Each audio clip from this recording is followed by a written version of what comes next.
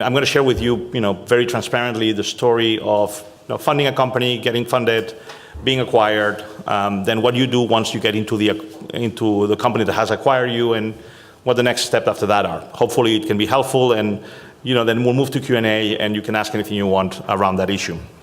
As was said in the introduction, we got acquired in November 2015.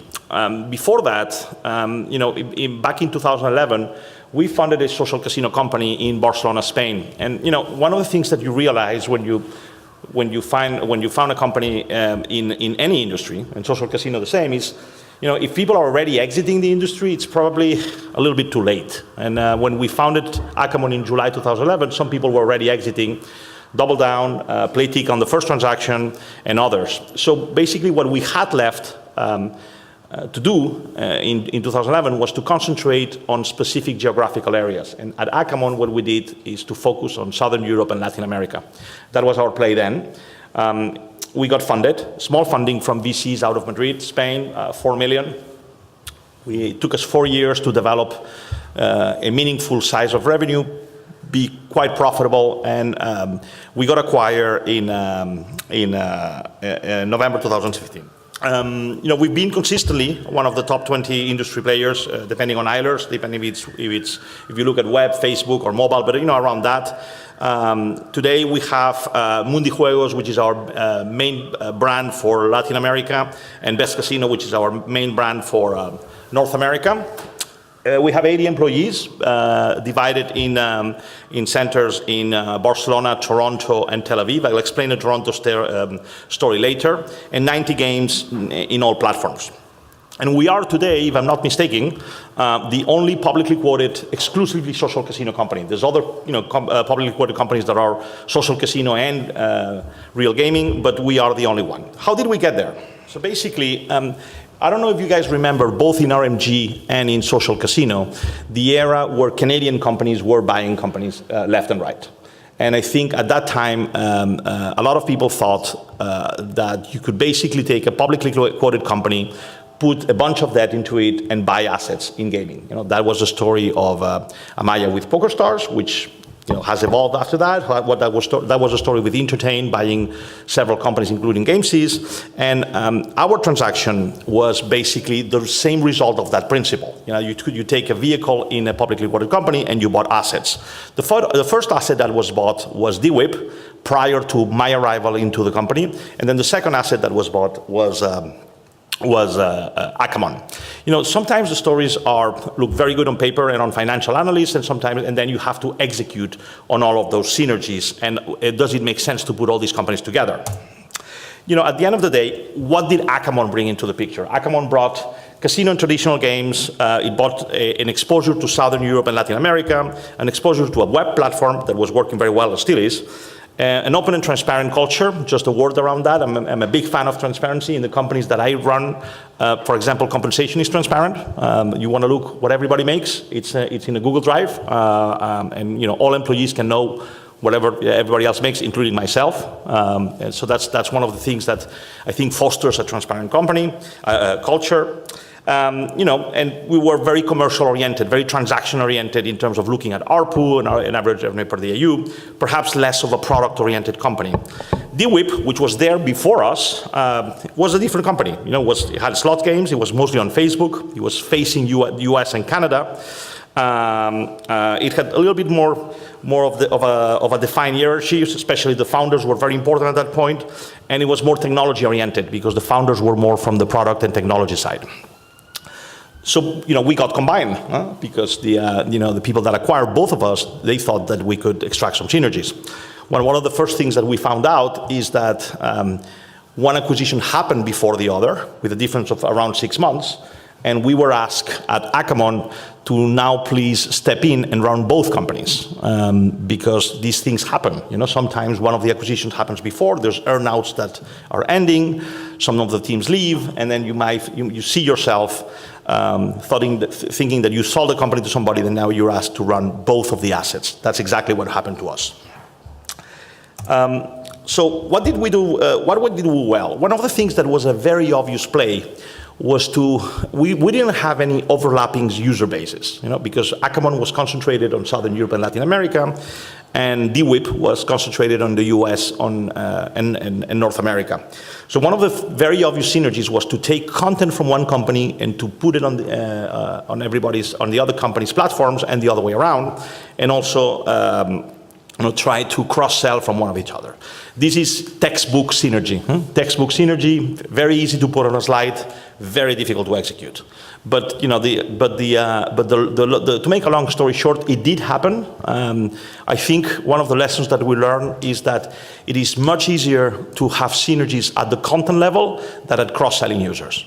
When you actually put content that you didn't have before on a platform where users are already used to go, that happens, that materializes.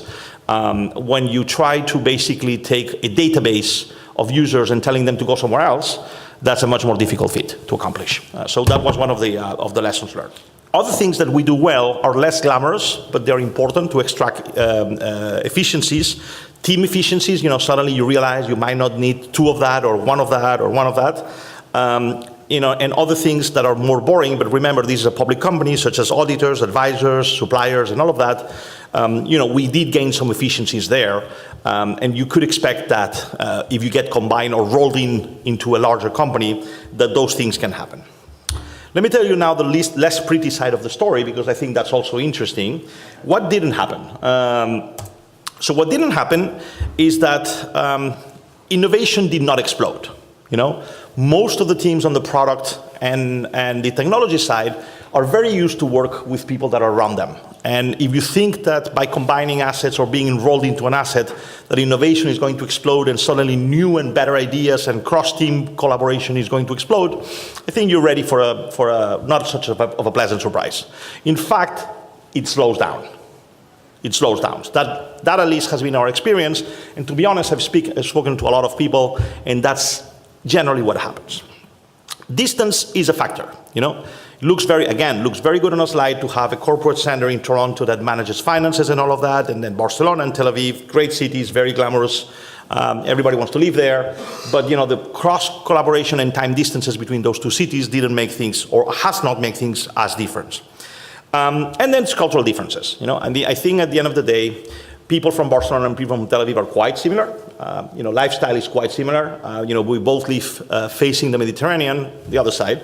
But there are cultural differences. There are things as simple as vacation calendar.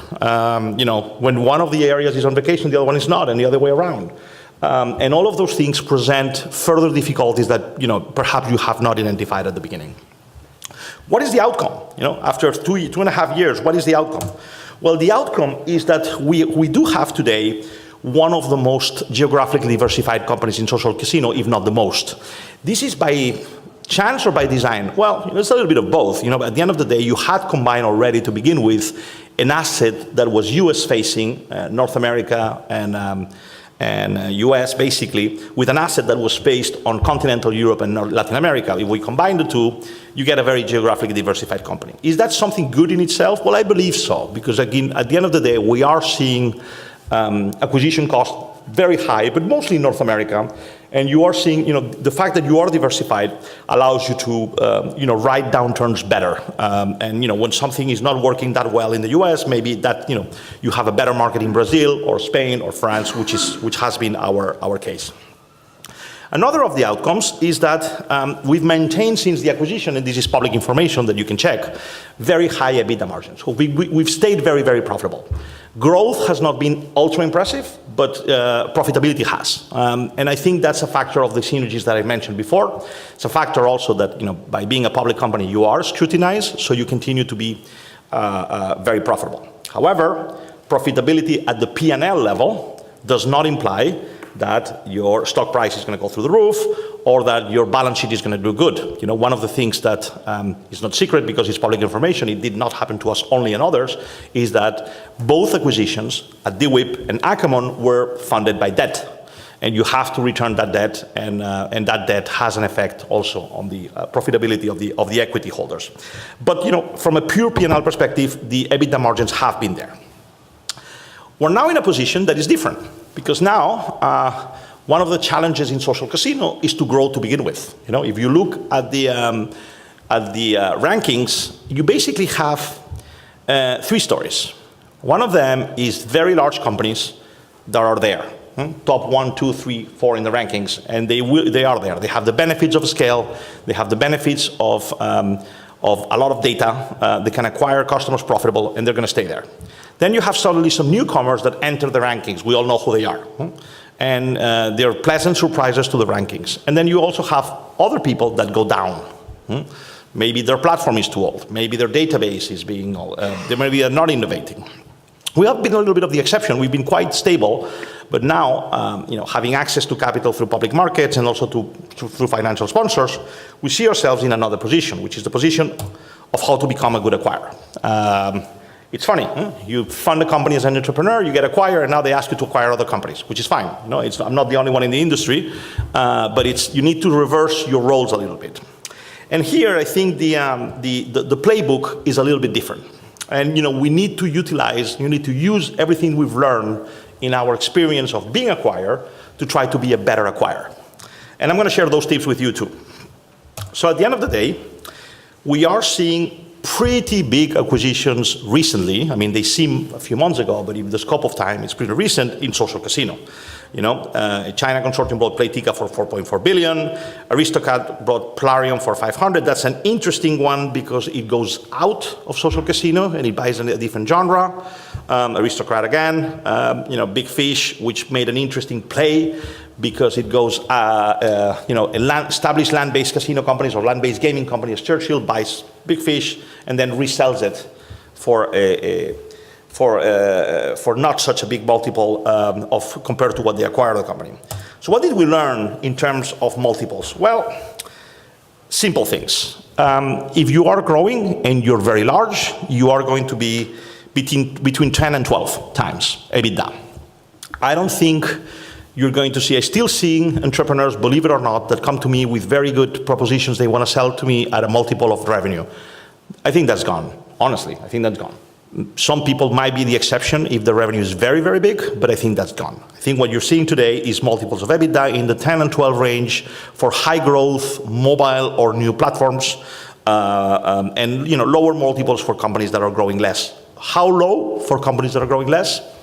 Anywhere between 4 and 8 times. There seems to be a gap between 8 and 10 times, which is for those that have stopped growing, and then when you grow again, you're 10 to 12. But 4 to 8 for less growing and less mobile or less interesting for what a variety of reason companies. What do you do when you buy a company?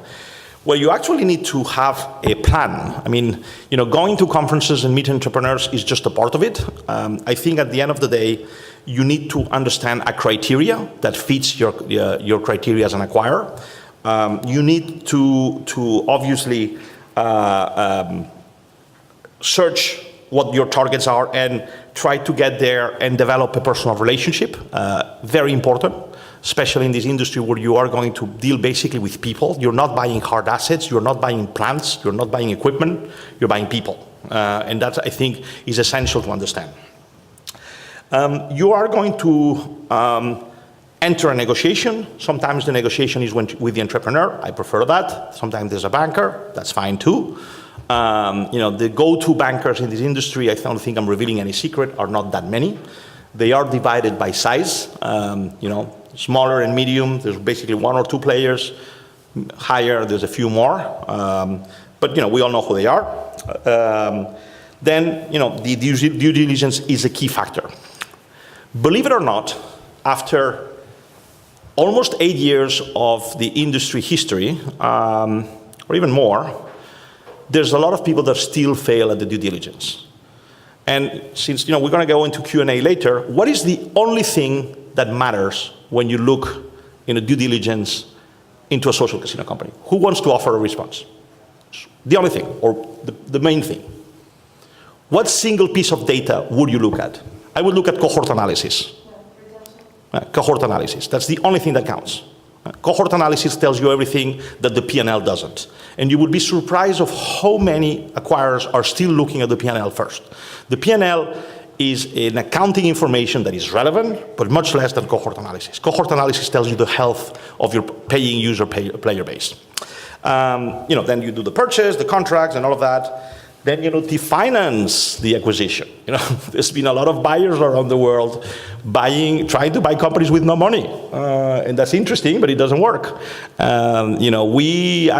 Before we got acquired, we saw some buyers with no money.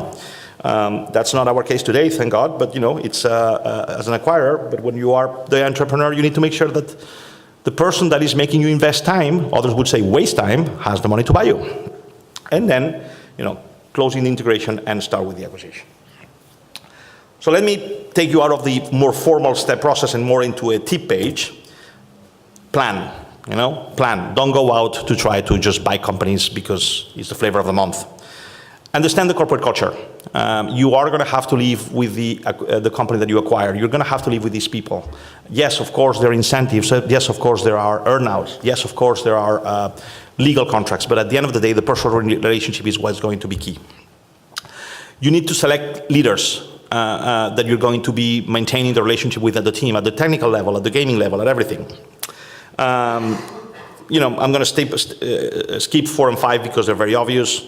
Communicate, throughout the process and when you're integrating, and you manage the migration over time. It doesn't happen over the magical 6 months that consultants tells you.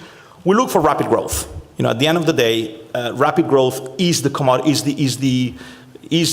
treasure today. If you see a lot of the social casino companies, we're struggling for growth except for a few. And I think looking for rapid growth is one of the things that you want to do.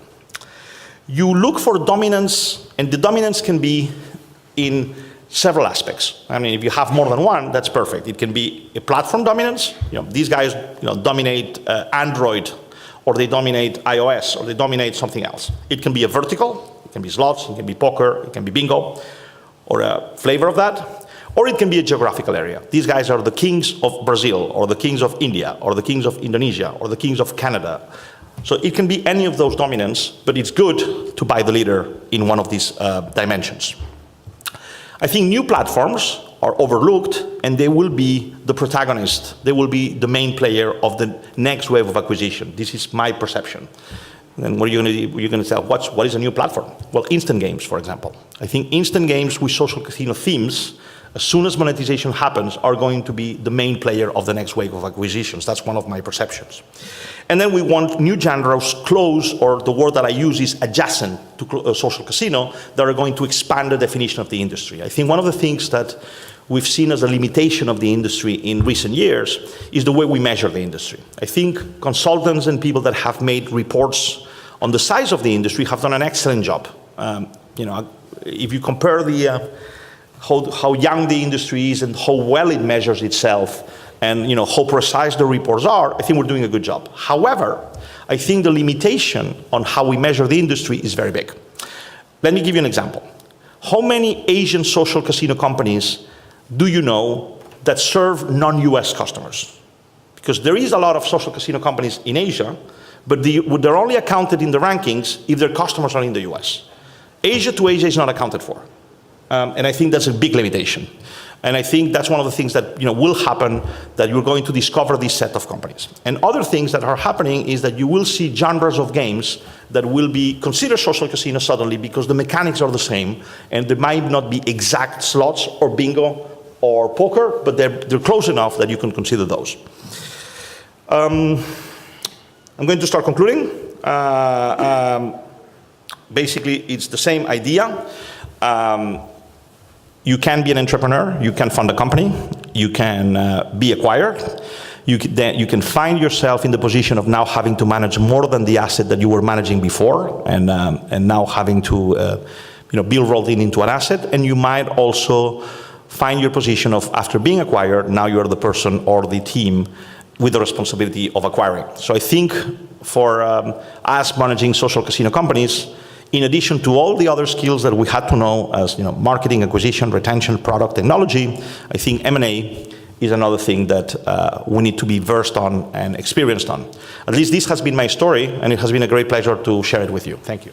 Hi, that was an interesting talk because I had a a similar experience, kind of. I mean, I'm not even close to being CEO of anything, but I used to work with... maybe in your house? Maybe in the future, yeah.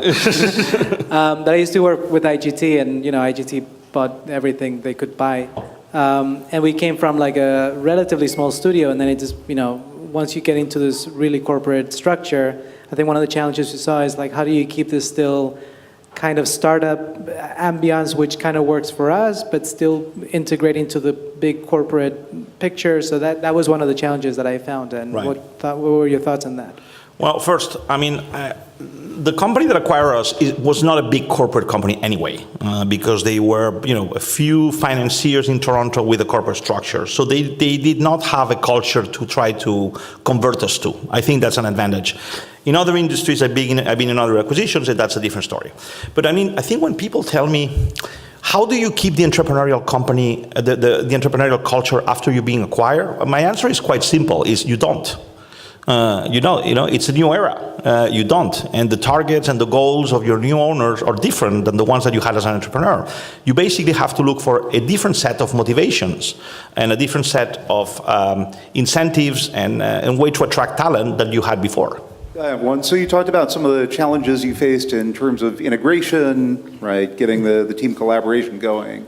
Some of the impedances to generating innovation out of that. Right. In retrospect, is there anything about that process or that approach that you would have done differently, or do you think that the issues that you faced were just inevitable nature of the beast? It's a little bit of both, actually. I think what I would have done differently is that I would have carved out innovation teams that had no responsibility on day-to-day. And possibly, if I could, for both sides of the company, because we were a combination of two assets at the end of the day, and foster collaboration that way. I think when you have very, targets that are determined by earnouts, and also you become to a public company, so targets are much more obvious and present, and at the same time you're asking your team to innovate and take risk, it just really doesn't work.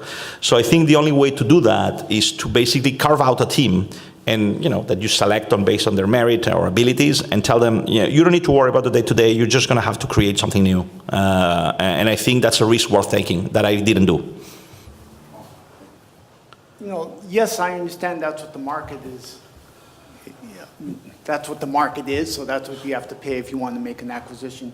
Do you feel sort of financially that they are justifiable? That is, if you look at the IRR of 10 to 12 year multiple, that's still pretty high. I think it's a great question, and I don't get this question asked many times.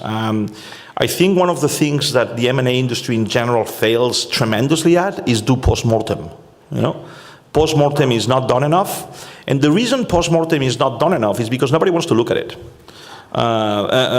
Because if you are a CEO and you need to grow, and if things are not happening internally, you're going to have to buy. And if you're going to have to buy, you might as well buy, the best thing that you can do, and obviously pay the least price that you can do. But you're going to have to buy anyway.